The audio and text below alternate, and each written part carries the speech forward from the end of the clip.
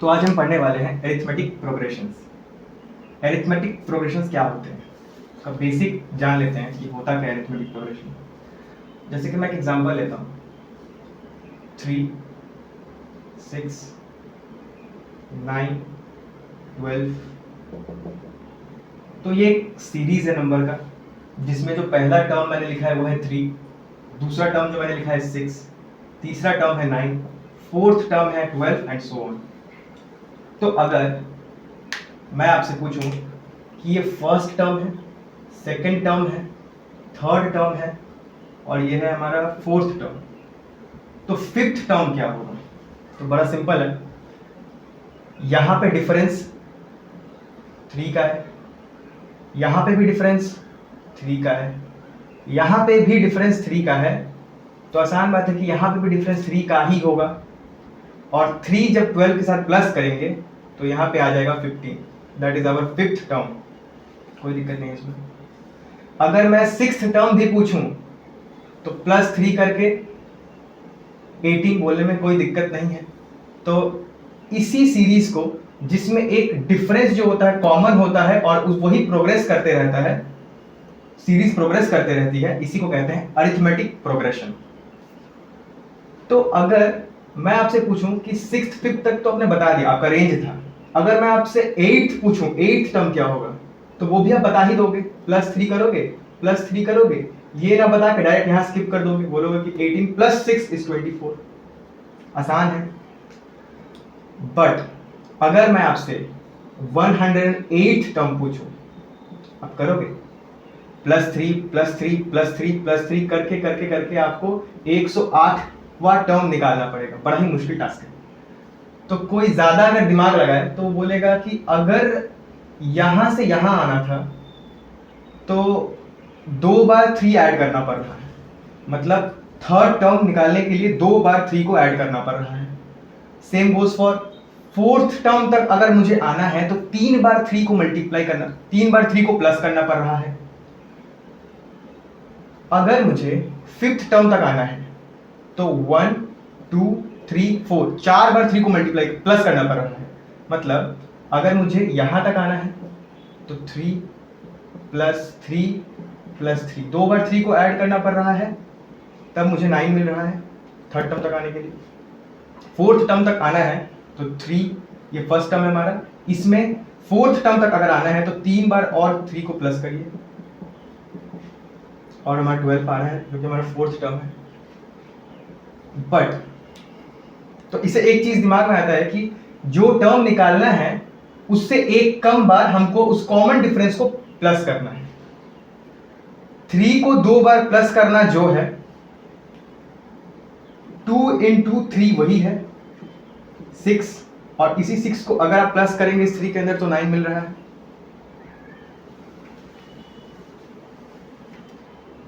Three को 3 बार plus करना जो है 3 को 3 से मल्टीप्लाई करना वही है, सेम चीज है, और इसी को प्लस करके 12 आ रहा है। इसका मतलब अगर 108वां टर्म सच में निकालना है, अगर तो निकालना है तो इसके अंदर हमें कुछ एक ऐसा प्लस करना पड़ेगा ताकि 108th टर्म आ जाए। तो लॉजिक बड़ा क्लियर है कि 108th टर्म निकालने के लिए उससे एक कम, दैट इज 107, उसमें 3 कॉमन डिफरेंस तो सेम ही रहेगा ना, यहाँ 3 यहाँ 3 यहाँ 3 यहाँ 3 यहाँ 3 यहाँ 3 यहाँ 3, तो ये कॉमन डिफरेंस है, ये डिफरेंस चेंज नहीं होगा। अगर ये डिफरेंस चेंज होगा तो वो अरिथमेटिक प्रोग्रेशन और नहीं रह जाएगा, वो एक कोई नॉर्मल रैंडम सीरीज बन जाएगा। तो मतलब एरिथमेटिक प्रोग्रेशन में एक चीज फिक्स है कि जो डिफरेंस है वो कॉमन होगा। तो ज्यादा सोचना नहीं है, 3 का ही डिफरेंस है, मतलब 107 बार मुझे 3 को मल्टीप्लाई करना है, ये आ जाएगा 321। अगर मैं इस चीज को इसके अंदर प्लस कर दूं तो मेरा आंसर आ जाएगा। तो अगर मैं 3 को 108 से मैंने माइनस किया 107 मल्टीप्लाई 3 को जो कॉमन डिफरेंस था करने पे आ रहा है 321। अगर इसमें मैं प्लस कर दूं 3 को जो हमारा इनिशियल फर्स्ट टर्म था, तो मेरा 324 जो पूछा था वो 8th टर्म, 108 टर्म मेरा आ जाएगा 324। तो इसी लॉजिक से एक फॉर्मूला डिराइव होता है कि फर्स्ट टर्म A1 से डिनोट करते हैं, उसमें अगर हम लोग प्लस कर दें, प्लस कर रहे थे ना, उसमें अगर हम लोग प्लस कर दें क्या जो नंबर हमको निकालना है, हमको अगर 108 निकालना है, हमको अगर 64th टर्म निकालना है, हमको अगर 1000वां टर्म निकालना है, कोई सा भी टर्म निकालना है। अब मुझे तो नहीं पता ना फॉर्मूला में कैसे मैं कोई फिक्स कर दूं, तो एक वेरिएबल रखने के लिए n रख लेते हैं। मान लेते हैं हमको n टर्म निकालना है, वो n कुछ भी हो सकता है, वेरिएबल है इसलिए। तो उस n से एक माइनस करना है और उसके साथ जो कॉमन डिफरेंस को d से डिनोट करते हैं वो मल्टीप्लाई करना है। यही फॉर्मूला है टर्म निकालने का अरिथमेटिक प्रोग्रेशन में। Find the 30th term. 30th term निकालना है एक एपी का, जो एपी है 10, 7, 4 and so on. Dot dot का मतलब वो बढ़ते जा रहे हैं। तो सबसे पहले हमको 3 कंपोनेंट चाहिए। पहला हमको पता होना चाहिए फर्स्ट टर्म क्या है, दूसरा हमको पता होना चाहिए डिफरेंस क्या है, कॉमन डिफरेंस, तीसरा हमको पता चाहिए कि टर्म कौन सा निकालना है, n। तो यहाँ इस क्वेश्चन में तो टर्म बोल ही दिया है, 30th टर्म बोल दिया है, 30 टर्म निकालना है हमको। 30th A1 जो होता है सीरीज का पहला टर्म होता है, अरिथमेटिक प्रोग्रेशन का जो सीरीज होता है उसका पहला जो टर्म दैट इज 10। यहाँ पे A1 10 हो जाएगा। कॉमन डिफरेंस क्या है? कॉमन डिफरेंस याद रखिए, कॉमन डिफरेंस जो होता है वो हमेशा दिस माइनस दिस, मतलब जो सक्सीडिंग टर्म है और जो प्रीसीडिंग टर्म है उन दोनों का जो डिफरेंस होता है वही हमारा d होता है। तो 7 माइनस 10 डिफरेंस क्या आ जाएगा 3, लेकिन मैग्नीट्यूड 10 का ज्यादा है तो -3 डिफरेंस है। डिफरेंस जो होता है वो नेगेटिव में भी हो सकता है, चेक कर सकते हैं आप। अगर इनका भी डिफरेंस सेम आ गया मतलब सही है, तो हमको इससे इसको आगे रखना है, -7 करना है। माइनस करते ही 3 आएगा, मैग्नीट्यूड ज्यादा है तो 3। तो 3 फिक्स है कि -3 ही कॉमन डिफरेंस है, -3 को कॉमन डिफरेंस में लिख दीजिए। मिल गया सब तीनों कंपोनेंट। सॉल्व कर लेते हैं। फर्स्ट टर्म के साथ हमको जो टर्म निकालना है उससे एक कम और कॉमन डिफरेंस मल्टीप्लाई करना है। A1 हमारा 10 है प्लस n निकालना कितना है 30, और ये d हमने अभी निकाला कि -3 है। चलिए ये अगर सॉल्व करें तो बॉड मास में सबसे पहले ब्रैकेट के अंदर वाला सॉल्व कर लेते हैं। 10 प्लस ये 29 हो जाएगा। अब इसको इसके साथ कर देने से वो गलत हो जाएगा, क्योंकि पहले 3 मल्टीप्लाई होगा फिर जाके प्लस होगा। तो 3 अगर मल्टीप्लाई होगा तो ये हो जाएगा माइनस का 29 3 ज़ा 60 27 दैट इज 87। अब जब ये माइनस होगा, माइनस करने से 77 आएगा, बट साइन होगा माइनस का, क्योंकि मैग्नीट्यूड इसका ज्यादा है। यही आंसर है। तो an AP consists of 50 terms, of which third term is 12 and the last term is 106।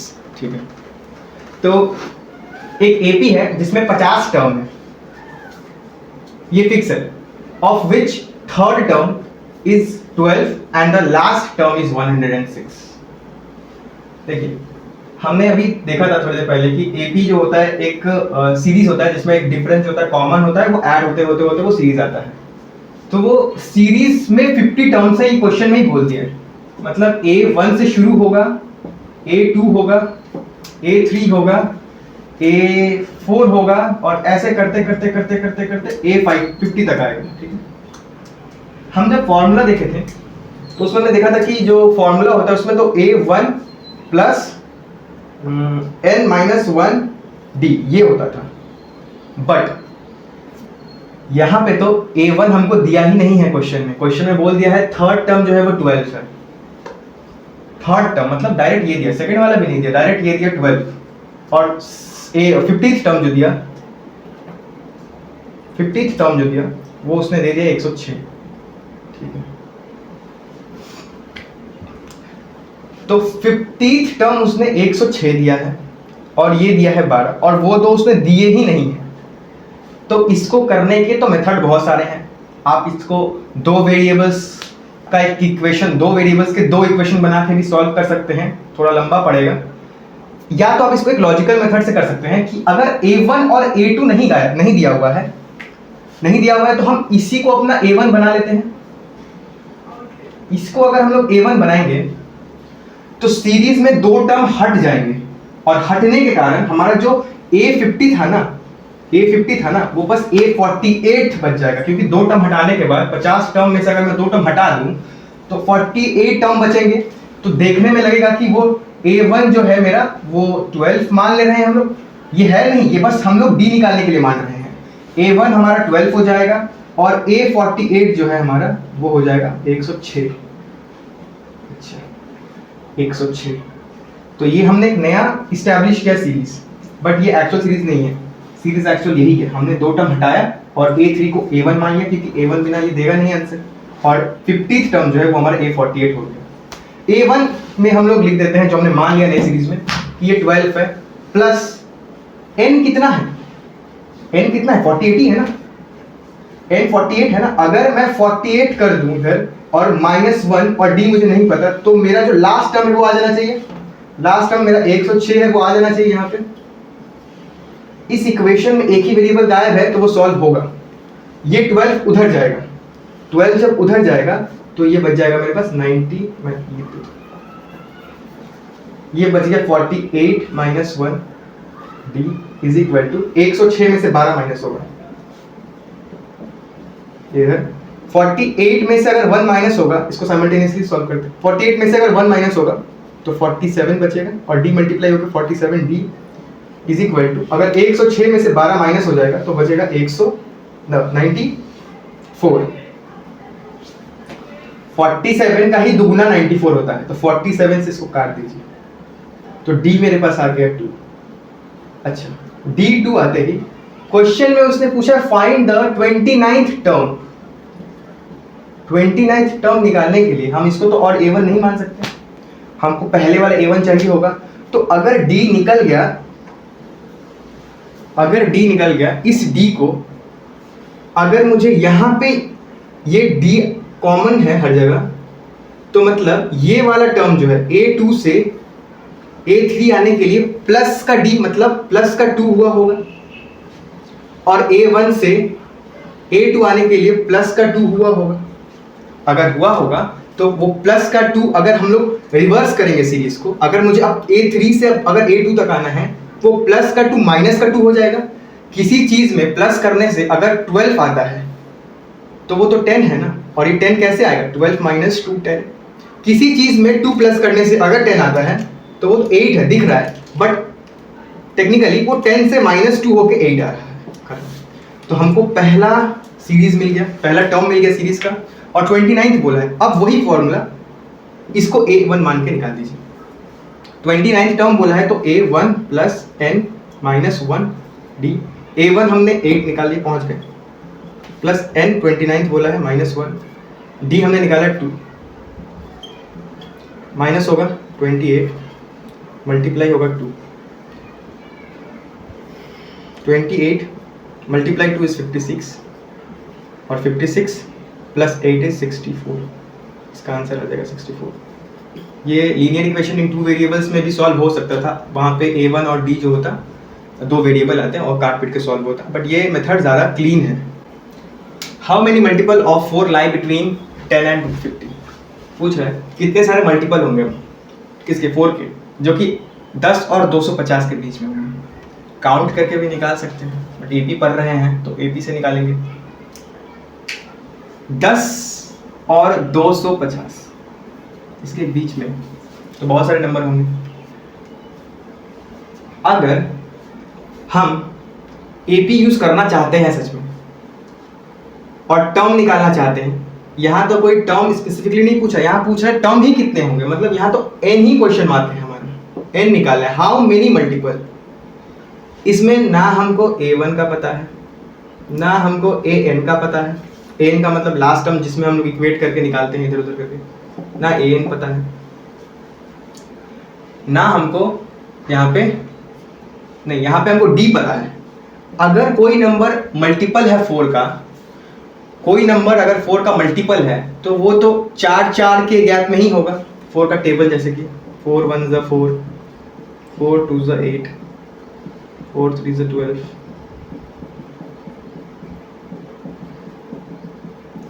4 का गैप, 4 का गैप, 4 का गैप, 4 का गैप। अगर 4 का मल्टीपल है तो 4 के गैप में होना चाहिए।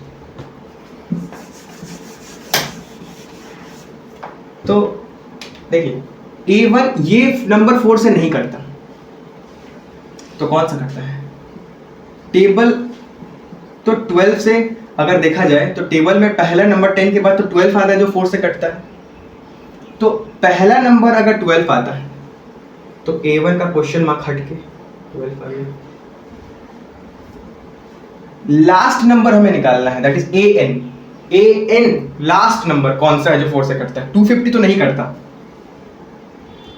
देखिए चेक करने का तरीका होता है, अगर किसी नंबर का चाहे वो कितना ही बड़ा नंबर क्यों ना हो, 10 डिजिट का नंबर ही क्यों ना हो, अगर लास्ट के 2 डिजिट 4 से कटते हैं तो वो नंबर भी 4 से कटेगा डेफिनेटली। डिविजिबिलिटी रूल है। तो लास्ट के 2 डिजिट तो इसके 50 है, 4 से कहाँ कटेगा? 12.5 आएगा, जो कि 4 से पूरी तरीके से डिविजिबल नहीं हो रहा है, डेसिमल में आंसर दे रहा है। एक कम करेंगे 249, ये कटेगा? ये तो देख के लग रहा है कि नहीं कटेगा, 49 तो कटेगा ही नहीं 4 से। इसके नीचे एक आता है 248, 48 4 से मल्टीपल होता है, मतलब ये नंबर भी 4 का मल्टीपल है।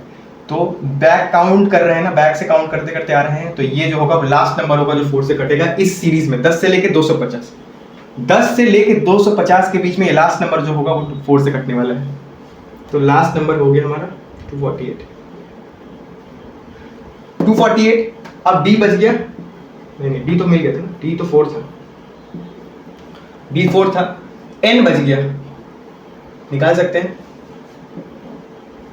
A1 plus N-1 D is equal to, यहाँ पे जो हमारे जो AN मतलब last term, that is AN। N मतलब लास्ट टर्म जो 4 से मल्टीप्लाई होने वाला है। A1 12 प्लस N नहीं मालूम, वही पूछा हाउ मेनी मल्टीपल, नहीं पता। N-1 N ही रहने देते हैं। D 4 है, AN निकाला ना अभी 248। ये 12 को उधर भेज देंगे, ये इधर जाएगा, माइनस हो जाएगा, तो बच जाएगा यहाँ N-1 4 is equal to 248 minus 12। ये माइनस होने के बाद ये 4 जो है, ये माइनस होने के बाद आएगा आपका 236। अब ये 4 जो यहाँ मल्टीप्लाई हो रहा है इक्वल टू के उधर जाएगा तो डिवाइड हो जाएगा, तो N-1 236 4 इसको काटेगा, 5 टाइम्स में 40, 9 टाइम्स में 36, 59 टाइम्स में। और यहाँ पे +1 है, मतलब -1 है, वहाँ जाएगा तो +1 हो जाएगा, तो 59 + 1 that is N is equal to 60। यही आंसर है। उसने पूछे थे कितने नंबर होंगे जो 4 से कटेंगे, 10 और 250 के बीच में, तो टोटल 60 नंबर होंगे जो 4 से कटेंगे। 10 और क्वेश्चन है, if the third and 9th term of an AP are 4 and -8 respectively, मतलब थर्ड टर्म 4 है और 9th टर्म 8 है, तो इस AP का कौन सा टर्म 0 होगा? ये सवाल आप लोग होमवर्क बना के रखिएगा और इसका आंसर आप लोग कमेंट सेक्शन में दे सकते हैं।